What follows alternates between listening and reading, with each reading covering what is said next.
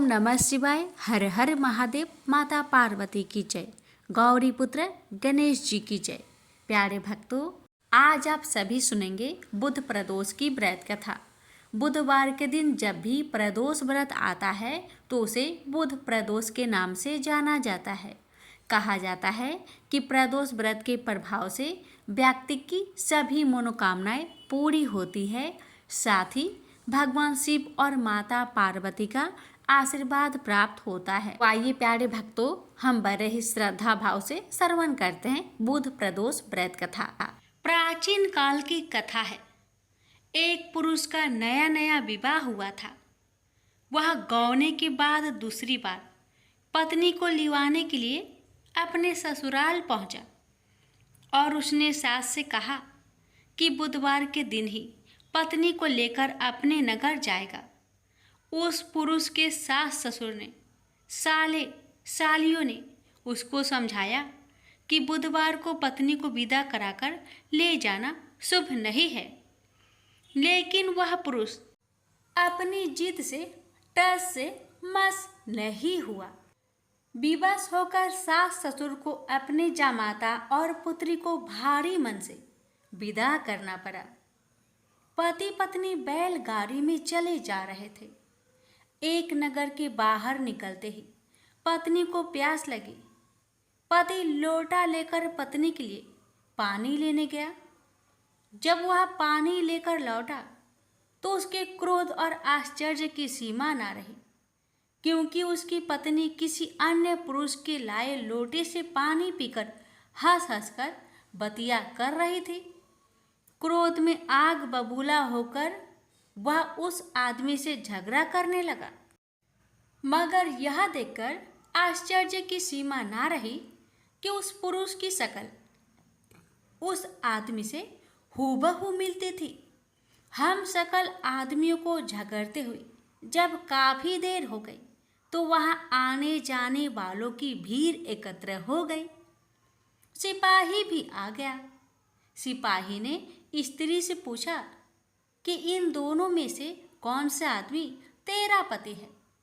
तो वह बेचारी असमंजस में पड़ गई, क्योंकि दोनों की शक्ल एक दूसरे से बिल्कुल मिलती थी। बीच राह में अपनी पत्नी को इस तरह लुटा देखकर उस पुरुष की आंख भर आई। वह शंकर भगवान से प्रार्थना करने लगा कि हे भगवान, आप मेरी पत्नी की रक्षा करो। मुझसे बड़ी भूल हुई जो मैं बुधवार को पत्नी को विदा करा लाया। भविष्य में ऐसा अपराध कदापि नहीं करूँगा। उसकी वह प्रार्थना जैसे ही पूरी हुई कि दूसरा पुरुष अंतर्ध्यान हो गया और वह पुरुष सकुशल अपनी पत्नी के साथ अपने घर पहुंच गया। उस दिन के बाद पति पत्नी नियम पूर्वक बुधवार प्रदोष व्रत रखने लगे। बोलिए भगवान शिव जी की जय हो। बोलिए माता पार्वती की जय हो। स्कंद पुराण में वर्णित एक कथा के अनुसार प्राचीन काल में एक विधवा ब्राह्मणी अपने पुत्र को लेकर भिक्षा लेने जाती थी और संध्या को लौटती थी। एक दिन जब वह भिक्षा लेकर लौट रही थी तो उसे नदी किनारे एक सुंदर बालक दिखाई दिया, जो विदर्भ देश का राजकुमार धर्मगुप्त था। शत्रुओं ने उसके पिता को मारकर उसका राज्य हड़प लिया था। उसकी माता की भी मृत्यु अकाल हुई थी। ब्राह्मणी को उस बालक को देखकर बहुत दया आई और उसने उस बालक को अपना लिया और उसका पालन पोषण किया। कुछ समय पश्चात ब्राह्मणी दोनों बालक के साथ देवयोग से देव मंदिर में गई। वहां उनकी भेंट ऋषि सांडल्य से हुई। ऋषि सांडल्य ने ब्राह्मणी को बताया कि जो बालक उन्हें मिला है वह विदर्भ देश का राजा का पुत्र है, जो युद्ध में मारे गए थे और उनकी माता को ग्रह ने अपना भोजन बना लिया था। ऋषि सांडल्य ने ब्राह्मणी को प्रदोष व्रत करने की सलाह दी। ऋषि आज्ञा से दोनों बालकों ने भी प्रदोष व्रत करना शुरू कर दिया। एक दिन दोनों बालक वन में घूम रहे थे, तभी उन्हें कुछ गंधर्व कन्याएं नजर आई। ब्राह्मण बालक तो घर लौट आया, किंतु राजकुमार धर्मगुप्त अंशुमति नाम की गंधर्व कन्या से बात करने लगे। गंधर्व कन्या और राजकुमार एक दूसरे पर मोहित हो गए। कन्या ने विवाह हेतु राजकुमार को अपने पिता से मिलवाने के लिए बुलवाया। दूसरे दिन जब वह पुनः गंधर्व कन्या से मिलने आया तो गंधर्व कन्या के पिता ने बताया कि वह विदर्भ देश का राजकुमार है। भगवान शिव की आज्ञा से गंधर्व राज ने अपनी पुत्री का विवाह राजकुमार धर्मगुप्त से करवाया। इसके बाद राजकुमार धर्मगुप्त ने गंधर्व सेना की सहायता से विदर्भ देश पर पुनः आधिपत्य प्राप्त किया। यह सब ब्राह्मणी और राजकुमार धर्मगुप्त के प्रदोष व्रत करने का फल था। स्कंद पुराण के अनुसार जो भक्त प्रदोष व्रत के दिन शिव पूजा के बाद एकाग्र होकर प्रदोष व्रत कथा सुनता या पढ़ता है उसे 100 जन्मों तक कभी दरिद्रता नहीं होती। प्रेम से बोलिए उमापति शंकर भगवान की जय। एक समय की बात है कि बहुत वर्ष पूर्व ऋषि मुनि भगवान को पाने के लिए कठोर तपस्या करते थे। यह तपस्या कैसी रहती थी? एक पांव पर खड़े होकर नमस्कार की मुद्रा में भगवान का नाम जप करना, पानी में नमस्कार की मुद्रा में खड़े रहकर अखंड भगवान का नाम जप करना, हिमालय जैसे पर्वत पर जाकर अत्यंत ठंड में एक ही जगह अनेक वर्ष तक बैठकर नाम जप करना, इस प्रकार तपस्या की जाती थी। तपस्या के समय न कुछ खाया जाता था न ही पिया जाता था। इसी प्रकार कठोर तपस्या करने के बाद भगवान भक्त पर प्रसन्न होकर उन्हें आशीर्वाद देते थे। इसी प्रकार भगवान शंकर को पति रूप में पाने के लिए माता पार्वती कठोर तपस्या कर रहे थे। तपस्या के समय वह भगवान के चिंतन में ध्यान मग्न बैठी थी। उनकी तपस्या पूर्ण होने ही वाली थी कि उसी समय उन्हें एक बालक के डूबने की चीख सुनाई दी। माता तुरंत उठकर वहां पहुंची। उन्होंने देखा एक मगरमच्छ बालक को पानी के अंदर खींच रहा है। वह बालक अपने प्राण बचाने के लिए बहुत प्रयास कर रहा था तथा मगरमच्छ उसे खाने का प्रयास कर रहा था। अंततः करुणामयी माता पार्वती को बालक पर दया आई। माता ने मगरमच्छ से निवेदन करते हुए कहा, बालक को छोड़ दो, इसे आहार न बनाओ। उस पर मगरमच्छ बोला, माता यह मेरा आहार है। मुझे हर छठे दिन भूख मिटाने के लिए जो पहले मिलता है वह मेरा आहार होता है। मेरा आहार ब्रह्मा ने निश्चित किया है। माता पार्वती ने फिर कहा, आप इसे छोड़ दो, मैं इसके बदले अपनी तपस्या का फल आपको दूंगी। पार्वती माता ने बालक के प्राणों की रक्षा के लिए अपनी कठोर तपस्या का फल दांव पर लगाया। मगरमच्छ ने भी उसे स्वीकार किया।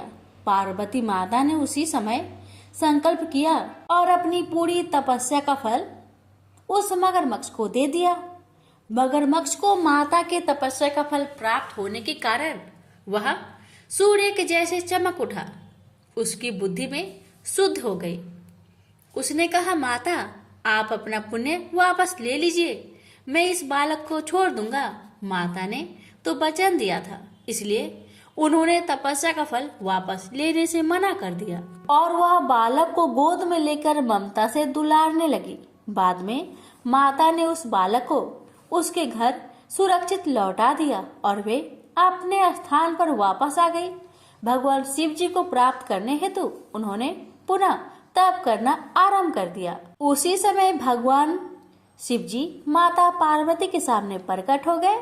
भगवान शिव जी उन्हें बोले, पार्वती अब तुम्हें तप करने की आवश्यकता नहीं है। हर प्राणी में मेरा ही वास है।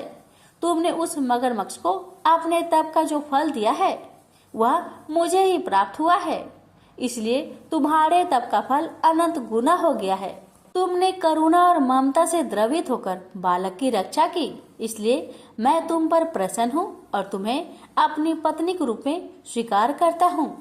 प्रेम से बोलिए उमापति शंकर भगवान की जय।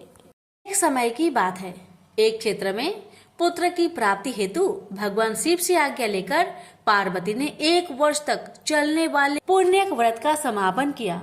व्रत की समाप्ति पर पुरोहित सनत कुमार ने देवी पार्वती से कहा, सुब्रते मुझे दक्षिणा चाहिए। पार्वती ने मुंह मांगी दक्षिणा देने का वचन दिया।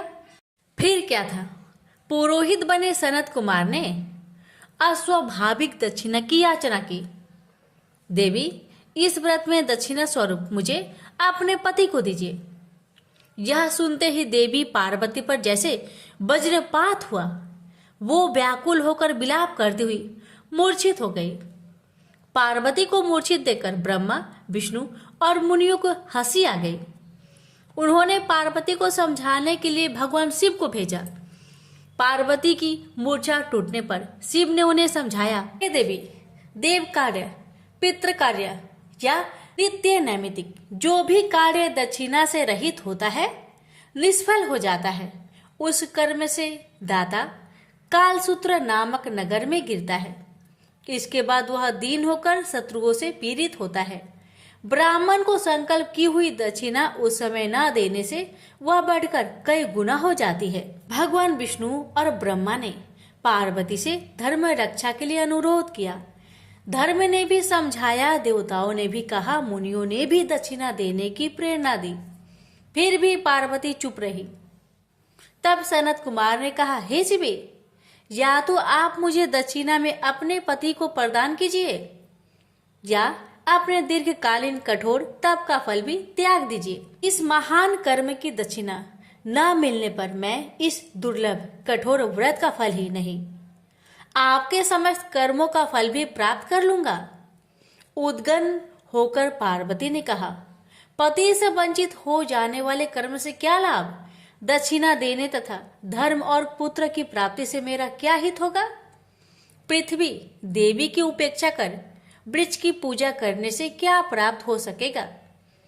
साध्वी स्त्रियों के लिए पति 100 पुत्र के समान होता है। ऐसी स्थिति में यदि व्रत में अपने पति को ही दक्षिणा दे दी जाए तो पुत्र से क्या लाभ? यह सत्य है कि पुत्र पति का ही अंश होता है, लेकिन उसका एकमात्र मूल तो पति ही होता है। मूल धन के नष्ट होने पर समस्त व्यापार ही विनष्ट हो जाता है।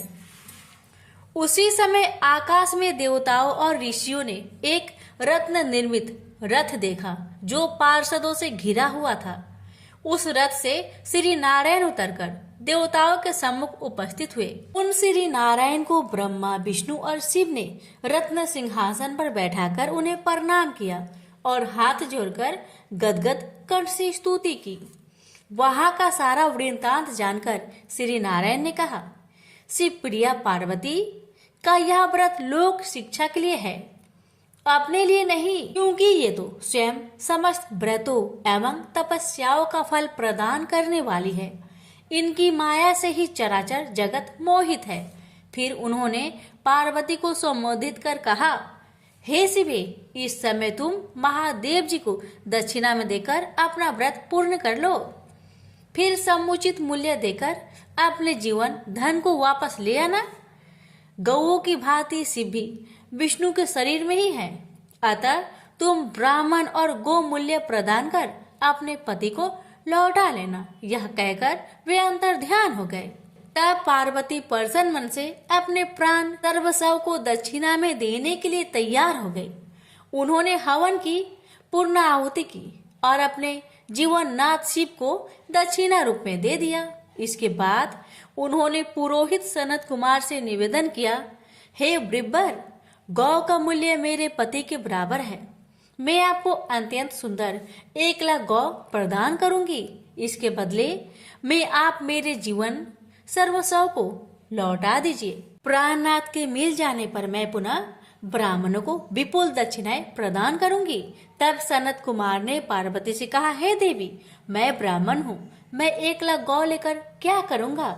इस दुर्लभ रत्न के सामने 1 लाख गौ की क्या तुलना है?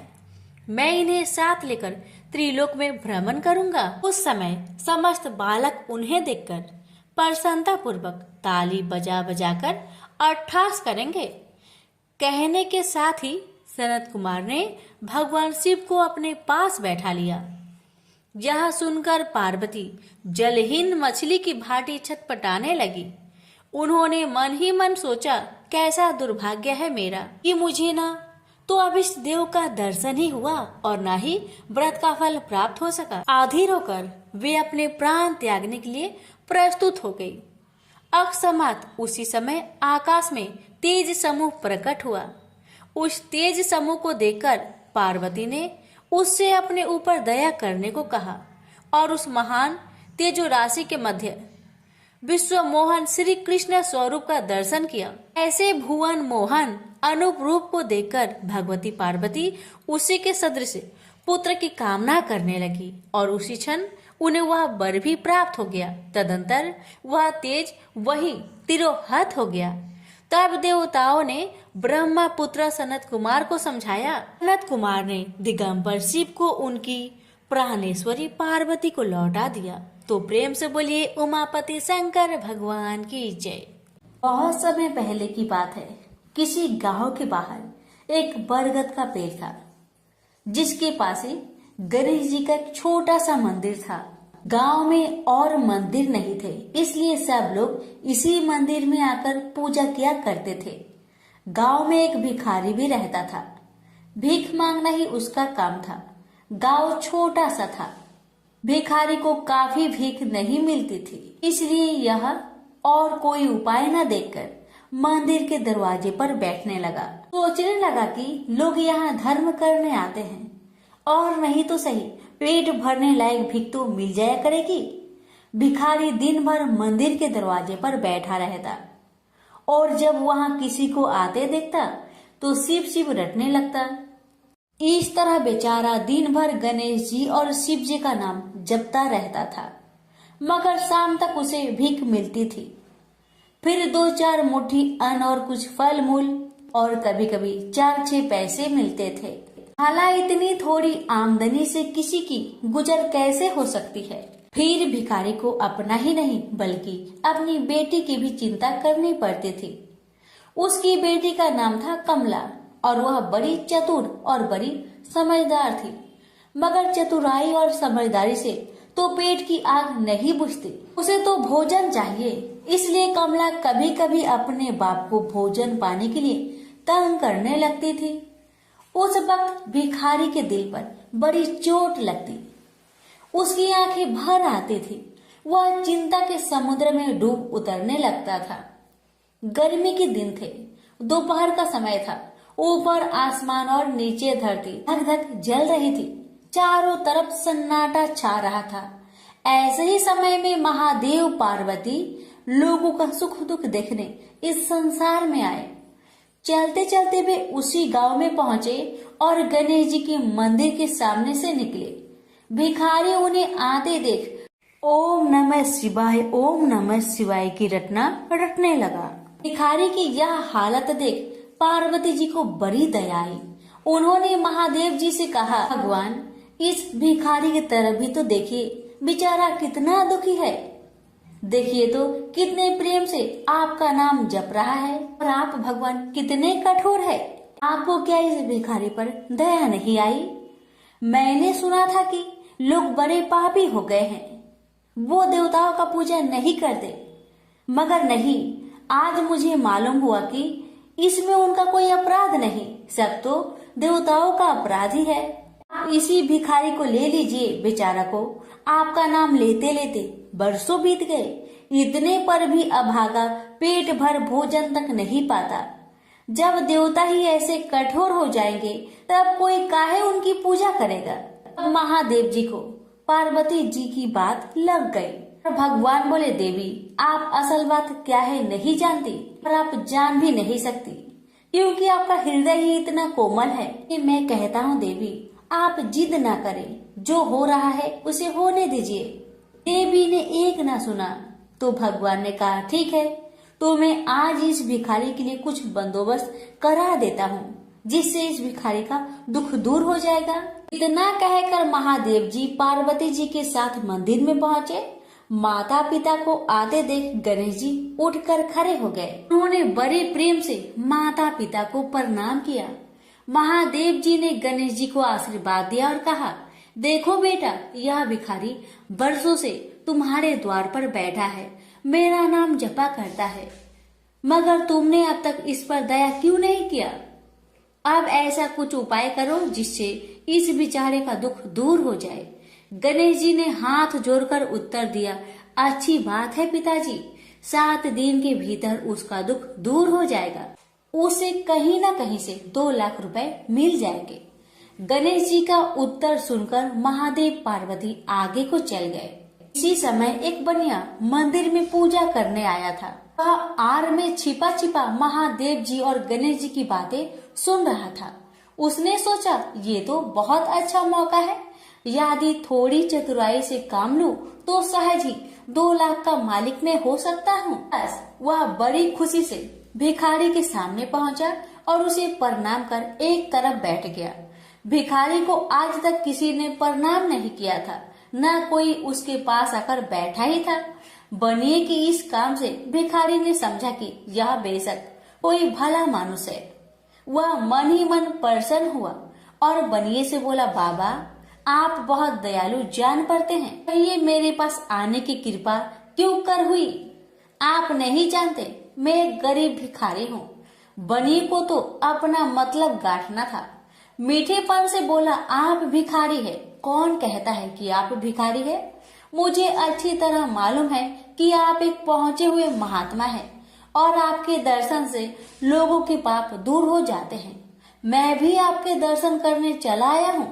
मुझे आपसे कुछ पूछना है, यदि आज्ञा दो तो पूछो। भिखारी खुशी से बोला, पूछिए। बनिया बोला, भला दिन भर आपको कितनी भीख मिल जाती है? भिखारी बोला, भाई मिलने की क्यों पूछते हो, यहाँ तो पेट की भी लाले पड़े रहते हैं। रोजाना 2-4 मुट्ठी अन्न मिल जाता है, कभी 2-4 पैसे भी मिल जाते हैं, किसी तरह दिन काट लेता हूँ।